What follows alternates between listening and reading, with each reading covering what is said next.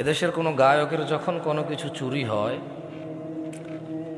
গায়ক ফেসবুকে স্ট্যাটাস দেয়, থানায় গিয়ে মামলা করে, পাড়া প্রতিবেশীর সাথে আফসোস করে। এদেশের সুদখোরের যখন কোনো কিছু চুরি হয়, সে ফেসবুকে স্ট্যাটাস দেয়, পাড়া প্রতিবেশীর সাথে আফসোস হাই হুতাশা করে, থানায় গিয়ে মামলা করে। মামলা মোকদ্দমা সবই ঠিক আছে, কিন্তু সে হাই হুতাশ করে আর বলে, আল্লাহ তুমি চোরকে হেদায়েত দাও। সে আমার কত বড় ক্ষতি করছে। মোবাইলে কতগুলো নাম্বার ছিল, মোবাইলে কি ছিল? ও কিন্তু সুদ খায়।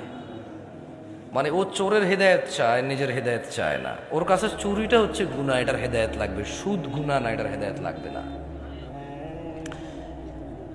এই হিসেবে সিগারেটখোর মনে করে গাঁজাখোরের চাইতে ভালো, গাঁজাখোর মনে করে মদখোরের চাইতে ভালো, মদখোর মনে করে হিরোইন চাইতে ভালো, হিরোইনখোর মনে করে টিকটিকির লেজ খাওয়ার চাইতে ভালো।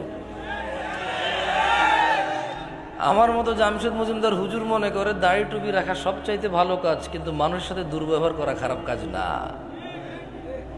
মাইক্রোফোনে এসে আসা লোকগুলো আমরা যখন পরামর্শ দিই মানুষকে, আমরা ভুলে যাই আল্লাহ বলেছি, ইয়া আইয়ুহাল্লাযীনা আমানু, হে তোমরা যারা ঈমান এনেছো, লিমা তাকুল, এমন কথা বলো কেন, মা লা তাফআলুন, যা তোমরা করতে পারবা না নিজেরাই। কাবুরা মাকতান ইনদাল্লাহি আন তাকুলু মা লা তাফআলুন, নিশ্চয় আল্লাহর কাছে ঘৃণিত কাজ হচ্ছে এমন কিছু যা তুমি অন্যকে বলো কিন্তু তুমি নিজে করো না। কেমন? এখানে প্রত্যেকটা রুগী চায় ডাক্তারের হেদায়েত, ডাক্তার চায় যে ম্যাজিস্ট্রেট তার পরীক্ষার নকল ধরেছে তার হেদায়েত, হুজুর চায় মাহফিল কমিটির হেদায়েত কারণ টাকা কম দিছে, মাহফিল কমিটি চায় হুজুরের হেদায়েত, টাকা কন্ট্রাক্ট করা ছাড়া আসতে চাচ্ছে না। কেউ নিজের হেদায়েত চায় না, প্রত্যেক ব্যক্তি অন্যের হেদায়েত নিয়ে এখানে ব্যস্ত। লা হাওলা ওয়ালা কুওয়াতা ইল্লা বিল্লাহিল আলিয়্যিল আযীম।